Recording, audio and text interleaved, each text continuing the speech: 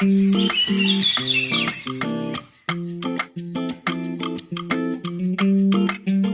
about niche and expertise and your X factor, we have to talk about a goat conference that you were a speaker at. Do you remember? We had a conversation about this, and I bring it up because it is such a unique thing. First of all, I didn't even think there was, can I just call it that? It's the goat conference. You could tell me what it really was, but I think that's all I remember from it. But I remember that there's a very specific reason that your expertise came into play. Can you share that story with us? Well, I can't say I look like somebody that would keynote at a goat conference. I didn't even know there were goat conferences. But when I did the deeper dive, and this is a really cool reason. So we have amazing product in North America. We have excellent goat meat.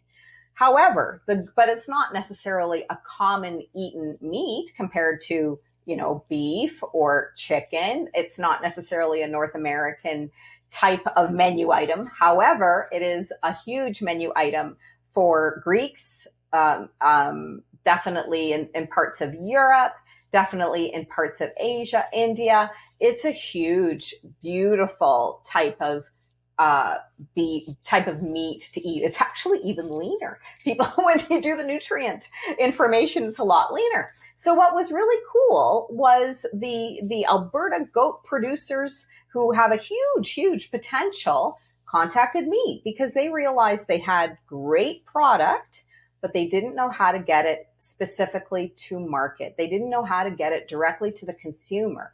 Yes, they could get it to stores and restaurants, but they wanted to get it to consumer. And so that was one of the coolest conferences ever, because I'm like, my goodness, they recognized the gap in the industry and the innovation of that. And so I have actually spoken not once, but twice at that same conference. And I loved it because what we did was, this was really cool. I taught them about all the different cultures that would appreciate this type of meat. I told them, and this is very specific, but if you think about Thanksgiving, I usually would eat a turkey in Thanksgiving. Well, you have to think about when you have to breed that turkey for it to be ready for Thanksgiving.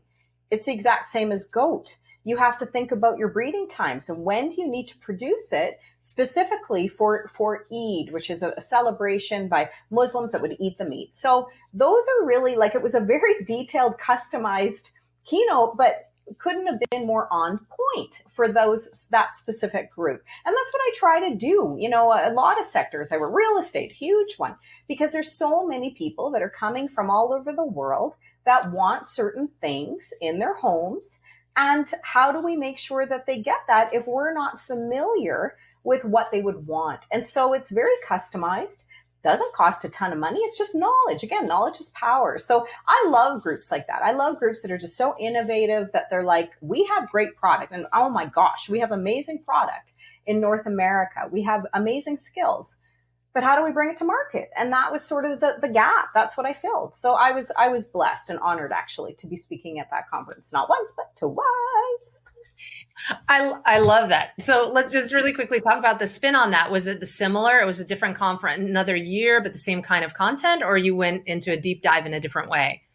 It was 5 years later. I couldn't believe it. It was 5 years later. And I did have to change. Now, this was interesting. The first time, I loved this. The first time when they had the conference, they had all of the producers at the conference. The second time, they offered a beautiful goat curry dinner and not only brought the producers in, but the consumers. And so, of course, these consumers were blown away because these are the cultures. Like, when you start speaking about someone's culture and what's important to them, they identify with it. So how brilliant is that? You're bringing the producers and the consumers together at the event. They're learning right there and then in real time about each other, and then sharing a meal, breaking bread together. How better can it be? Truly poetic. That is humanity at its finest. I love that story so much. That is so great.